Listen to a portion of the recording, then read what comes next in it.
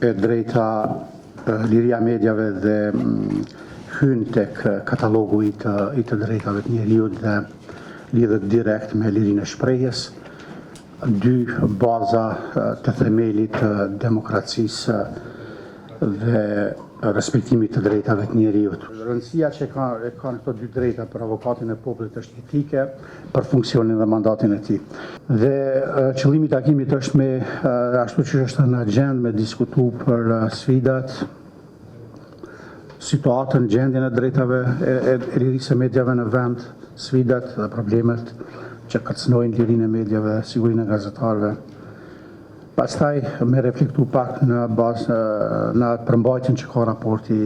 i raporterëve pa kufi për vitin 2025 që Kosovën e rangoi në një nivel më të ulët krahasu me vite të tjera dhe në një pozicion jo të mirë. Mbrojtja ligjore e gazetarëve, pastaj çështjet që lidhen me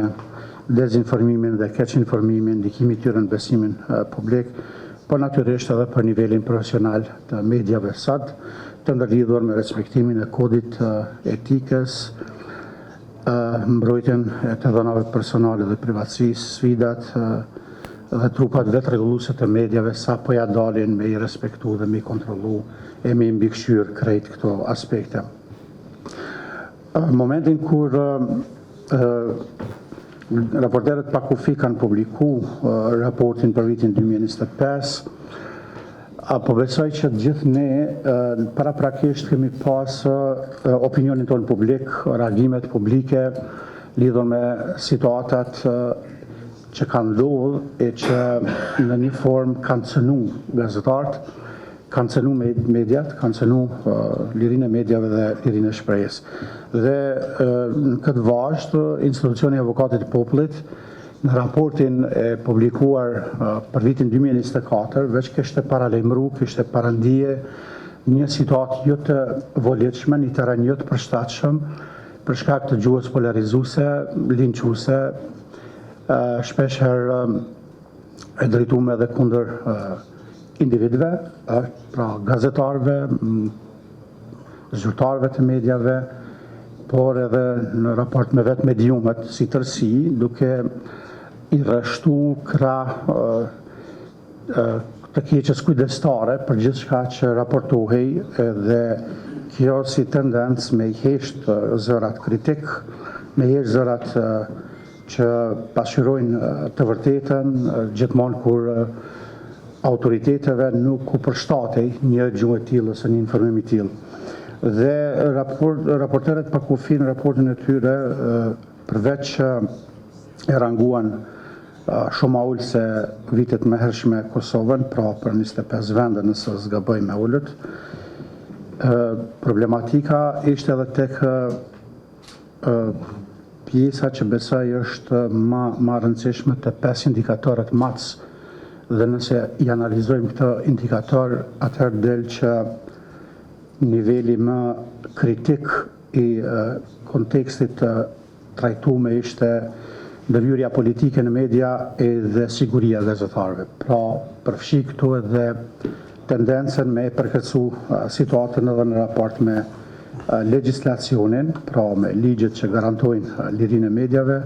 por në kontekste tjera ekonomik, kulturore, social. E dim gjithë se qeveria dhe sidomos pjesa e pushtetit në përgjithësi raportin e trajtuan si jo racional, si tendencë me paraqit keq Kosovën dhe me dëmtu imazhin e shtetit, duke i adresu fajin tek ata që kanë raportu për këtë organizat ose janë intervistu dhe në një farë mënyre duke minimizu e relativizu gjithçka që raporti pretendonte me shfaq. Në anën tjetër ishte asociacioni i gazetarëve, vetë gazetarët, aktivistë shoqërisë civile, një pjesë e politikës, pra opozita e cila reagoi duke e ngrit shqetësimin deri në një situatë alarmante, kritike dhe masat dhe nevojën për me marrë masat që kjo situatë mu përmirësu. Rënja në indeks tregon rritjen e presionit politik mbi media, sulm ndaj gazetarëve dhe dështim për të garantuar një mjedis sigurt për raportim. Pra, këto e ka konstatuar dhe raporti i raporterëve pa kufi. Kjo është një dhënë, është një fakt që duhet me ngrit alarmin dhe me marrë masa për me garantu pacënueshmërinë e themeleve të demokracisë funksionale dhe mbrojtjes drejtave të njerëzit në raport me një drejtë garantuar, siç është liria e mediave e që është e lidhur edhe me lirinë e shprehjes. Tri arsyet kryesore që ne besojmë që kanë ndikuar në rënien drastike të renditjes së Kosovës në raportin e pakufia ligji KPM-s, ndërhyrja në RTK dhe fushatet e vazhdueshme denigruese, ligji KPM-s natyrisht në iniciativë me vedi e qeverisë për të çuar përpara një ligj i cili nuk i plotëson standardet të Bashkimit Evropian dhe as Këshillit të Evropës, dhe përkundër faktit që ishte kërkuar nga raporti ekspertës së Këshillit të Evropës që të mos miratojë tillë, u miratua dhe në fund dimbraçë gjykata kushtetuese e rrezoi duke gjetur një sër shkeljesh. Tani shkelje më të madhe se sa e kushtetutës që ndikon natyrisht në renditje nuk di që ka. Në RTK ka pasur përpjekje të vazhdueshme për ndërhyrje që nga detyrimi për të larguar nga posti i drejtorit të përgjithshëm dhe ftesa e tij për bisedë private në zyrën e kryeministrit e deri tek keqpërdorimi i transmetuesit publik për të sulmuar mediat private, që ka qenë diçka e paprecedent dhe një abuzim flagrant i resurseve të transmetuesit publik për cilin paguajnë gjithë qytetarët e Kosovës. Natyrisht RTK-ja njësoj se KPM-ja vazhdon të jetë jo funksionale dhe nuk ka bord që merr vendime dhe bën emrime për shkak të faktit që nuk ka as kuvend. Por mbi të gjitha ne besojmë natyrisht fushatat denigruese, fushatat e gjuhës deri në të urrejtjes në faktorës, gjuhës ofenduese dhe shpifjeve ndaj gazetarëve që vinë në mënyrë të sinkronizuar nga partia në fshat dhe që kanë kulmuar pas 3 majit. Kemi 46 raste të sulmeve të ndryshme, ne nuk i natyrisht ato nuk janë fizike, shumica janë sulme të tilla në kuadër të fushatave që bëhen kundër gazetarëve, por ky numër 46 deri në momentin që po flasim tregon një trend të rritjes së sulmeve dhe fushatave ndaj gazetarëve. Gjithsesi, gjatë këtij viti gazetarët kanë qenë edhe fizikisht për shembull në rrezik gjatë mbulimit të fushatës së partisë vetëvendosje në terren, disa media në kuadër të tubimeve paraelektorale në fakt kanë qenë të kërcënuar në forma ndryshme edhe të atakuar fizikisht, dhe kjo gjithmonë në atë që gjuha në Facebook, gjuha publike në fakt në TV, pastaj bartet në terren fatkeqësisht kundër gazetarëve. Na, prej që ka ardhur vetëvendosja në pushtet, e festojmë duke na sharë, fyer, sulmuar online dhe denigruar. Nëse shikoni raportet e AGK-s, te dokumentimi për çdo vit, në datën 2 ose 3 keni me pa një valë, sidomos të deputetëve të lëvizjes vetëvendosje, ku ata aktivizohen që këto 2 ditë mu siguru që me i festu, kushtimisht po them, duke e denigru komunitetin. Kjo për shkak se kjo është çka bojnë partitë liberale, edhe kjo është çysh vetëvendosja e sheh komunitetin e mediave si armiku i popullit dhe sigurohet që në ditë vetme të vitit, ku ata duhet paktën me u bë kishë i respektojnë, nuk e bojnë një gjë të tillë. Raporti e përmendje dhe Xhema është i sakt. Kërkush prej qeverisë, kërkush prej institucioneve nuk e ka demantu as edhe një fjali nga raporti i Reporters Without Borders. Dhe në vend se ne të kishim a ditë për kushtim, për përmirësim, e patëm të kundërtën. Patëm krahasime me shtetin rajon, ajna ma mira, ajna ma keq, ashtu që vëmendja të vendosë diku tjetër, e jo të ajo çfarë po ndodh në Kosovë, po sigurisht që fal gazetarëve u sigurum që temën me majt aty ku duhet, pra që liria e medias është vazhdimisht e cenuar në Kosovë.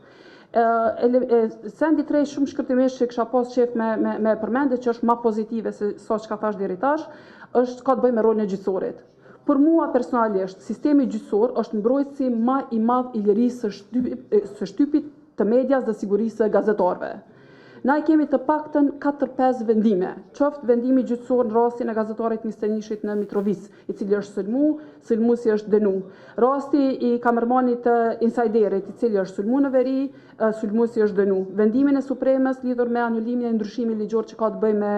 me Komisionin e Pavarur për Media, i cili është jashtëzakonisht i mirësorë dhe mbrojmë këtë institucion nga ndikimet politike dhe kemi vendimin e gjykatës kushtetuese që e ka shfuqizuar ligjin për Komisionin e Pavarur për Media. Kështu që për mua fakti që në njërin anë ki ekzekutivin që të sulmon vazhdimisht, shumicën parlamentare po ashtu të sulmon vazhdimisht, me pas sistemin gjyqësor që përmes vendimeve dhe përmes rolit që e kanë në shoqëni, marrin vendime që e mbrojnë sigurinë e gazetarëve edhe e lirinë e medias, është diçka që është e mirëseardhur dhe duhet ta vlerësojmë si shoqëni.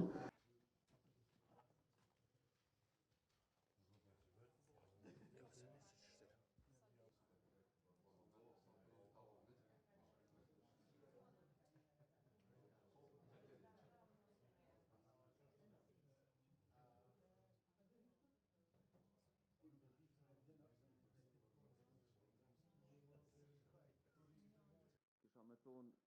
alarmin të cilën media është duke mbrej gazetarëve, po është një obligim gjithë shoqënor të cilën i zgjat në vendin e vet. Dhe kjo nuk është obligim veç i gazetarëve, po është obligim i secilit qytetar, vetëm liria e gazetarëve, po është liri e secilit individ në vendin tonë.